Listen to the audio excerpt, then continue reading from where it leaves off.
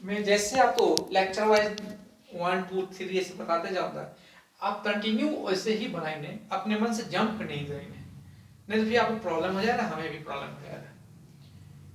अभी तक आपको हम बतलाए हैं कि किस तरह से डिटरमिनेंट को सॉल्व किया जाता है। आज हम डिटरमिनेंट में कुछ ऑपरेशन करेंगे। इस ऑपरेशन को समझिए, धीरे धीरे समझिए, और इससे आपको बहुत बेनिफिट मिलेगा बाद में। जस्ट लाइक दिस, मान लेते हैं आपने देखा, ये मान लीजिए ए है, B C D E F G H I, इसे हम बोलते हैं क्या, R1, इसे R2, इसे R3। मान लेते हैं मेरे पास जो सवाल है A B C D E F G H I, हम आपके सामने लिख दें ऐसा, अप्लाई।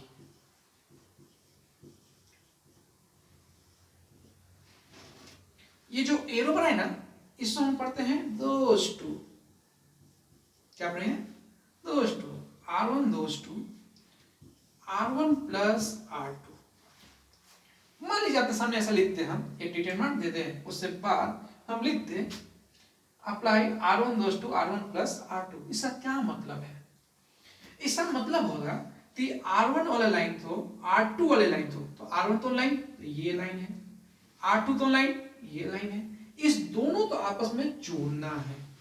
जो रिजल्ट आएगा कहां लिखता है, R1 में, just like this, this plus this, A plus D, दूसरा B प्लस E, तीसरा C प्लस F, फिर जैसा है उतार दीजिए, D E F G H I, हो गया। मान लीजिए यही कहानी हम ऐसा बोले, A B C D E F G H I, हम ऐसा लिखते हैं R1 those two R1 minus R2। इसका मतलब क्या है, तो R1 में से R2 तो माइनस करना है, लिखना कहां पे है, तो R1 में लिखना है, just like this, this minus this, but लिखे कहां पे, यहां पे, क्या, A माइनस डी, फिर B माइनस E, फिर क्या है, C माइनस F, उतार दिए, D E F G H I। इतना तो बात समझ में आया आपको। ये एग्जांपल हम बताए हैं, R1 ऐसा लिख दे तो क्या होगा, ऐसा लिख दे तो क्या होगा। मानते चलिए, इसे नोट कर लीजिए, हो सकते आगे बढ़े। चलिए सपोज कीजिए यही कहानी हम दो अप्लाई करें साथ में, just like this, A B C D E F G H I, हम लिख दें apply R1 those two R1 minus R2 and R2 those two R2 minus R3। इसका मतलब क्या होगा, पहले हम इसका काम कर ले, तो R1 माइनस R2, अच्छा दिस माइनस दिस कहां लिखना है, R1 में, मतलब this minus this, A minus D, दूसरा B माइनस E, तीसरा C माइनस F, फिर R2 माइनस R3, तो R2 तो लाइन है, ये लाइन है, R3 ये लाइन है, दिस यहां से यहां तो माइनस करना है, लिखना कहां पे, यहां पे, मतलब D माइनस G, फिर E माइनस H, फिर F माइनस I,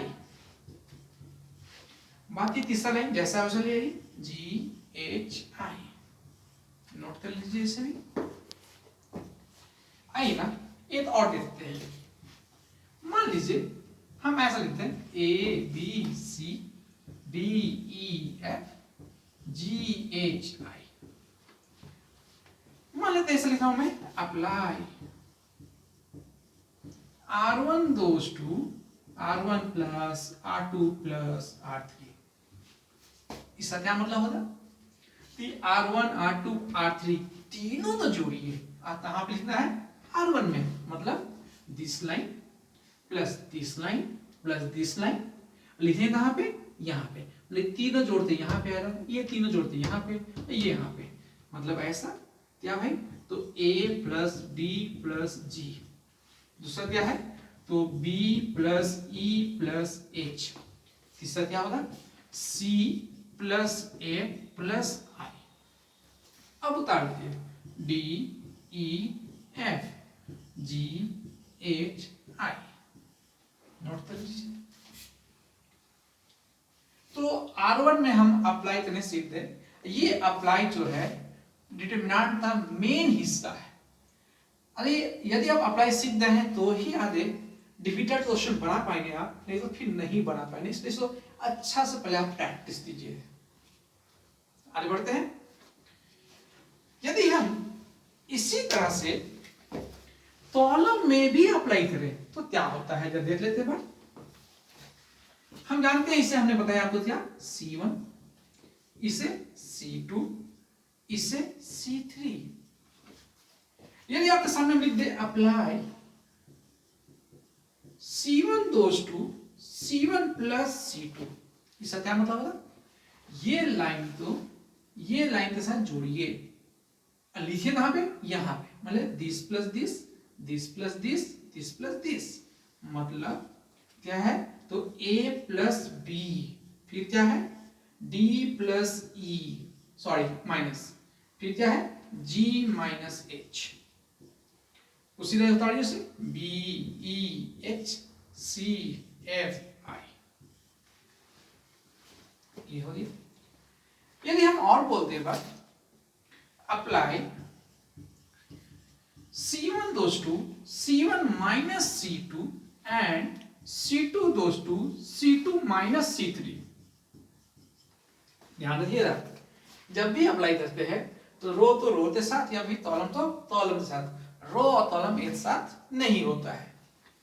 ये जब यहां भी अप्लाई किए तो देखिए क्या होता है, अच्छा इस बार माइनस है ना, तो दिस माइनस दिस, तो क्या होगा A minus B, this minus this D minus E, फिर G माइनस H।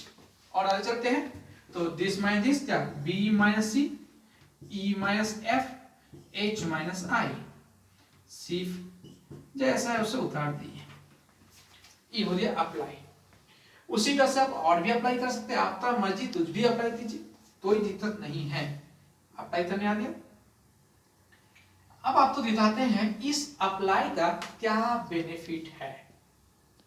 आप तो सोच रहे हो ना कि अप्लाई का है सिर्फ है, आइए सब बेनिफिट समझते हैं।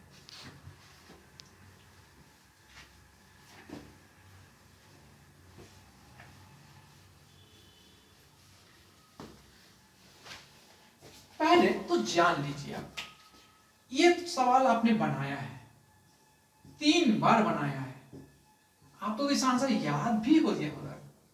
इस आंसर क्या आता है 0। पहले हम ये देख ले, इसमें हम एक अप्लाई करते हैं, अप्लाई, चलिए अप्लाई करते तो हमें R1 goes to R1 plus R2, देखते क्या होता है। अच्छा तो ये तो नंबर डायरेक्ट जुड़ जाएगा, इससे पहले तो हम ABCD लिखे थे तो ऐड होते हुए दिख रहा था, ये तो डायरेक्ट रिजल्ट ही आ जाएगा। तो I this plus this 5, this plus this 7, this plus this 9, उतार दिया 4 5 6 7 8 9। अब एक बार इसको सॉल्व किया जाए तो इस 5 तो ले लिया मैं, ये लाइन छूटेगा, ये लाइन छूटेगा, क्या बचा 5 8 6 9, इसे ले लिया, ये लाइन छूटा, ये लाइन छूटा, 4 7 6 9, ये ले लिया प्लस 9, ये लाइन छूटा, ये लाइन छूटा, क्या बचा 4 7 5 8। अब 5 कितना 45 48 माइनस 7 कितना 36 माइनस 42 प्लस 9 क्या 32 माइनस 35। तो 5 माइनस 3, ये हो जाएगा -6, 9 माइनस 3, यू मीन -15, 42 माइनस 27, से 0। इससे एक बात समझ में आया कि किसी डिटरमिनेंट को सिंपली बनाया जाए या अप्लाई करने के बाद बनाया जाए, रिजल्ट क्या आता है? सेम आता है। तो आप फिर मन में आपका सवाल उठा होगा कि सर जब अप्लाई करने से रिजल्ट वही आ रहा है, लंबा भी हो जा रहा है, तो फिर अप्लाई हम क्यों करेंगे? इसका भी जवाब है। मान लेते हैं आपके पास एक सवाल ये हम देते हैं 50, 45, 89, फिर मैं दे दिया मान लीजिए 45, 40, 85, 1 2 3, या चलिए सॉरी 40 कर देते हैं, इसको हम 35 कर देता हूँ, ऐसे में 80 कर दिया, या 80 ऐसा करता हूँ मैं, हाँ 80 कर देता। चलिए आप इससे भी आप बना सकते हैं, लेकिन मेरा दिमाग बोला कि हमने पढ़ा है किसी डिटरमिनेंट को डायरेक्ट बनाया जाए या अप्लाई करने के बाद बनाया जाए, रिजल्ट क्या आता है? सेम आता है। अब जब देखिए हमने इसमें अप्लाई कर दिया, apply R1 goes to R1 minus R2 and R2 goes to R2 minus R3। यदि मैं ऐसा अप्लाई करता हूं तो this minus this 5, this minus this 5, this minus this 4, this minus this 5, 5, 5, फिर क्या है 40, 35, 80। अब आप बतलाइए इस क्वेश्चन को बनाना आसान है या इस क्वेश्चन बनाना आसान है? आप सब लोग बोलिएगा ये क्वेश्चन बनाना आसान है। तो अप्लाई करते हम क्वेश्चन तो इजियर बना लेते हैं। बात समझ आया? तो अप्लाई का यही बेनिफिट है कि हम क्वेश्चन तो क्या करते हैं? इजी बना लेते हैं। इतना पहले नोट दीजिए, फिर हम आगे बढ़ते हैं आपके साथ। ठीक है?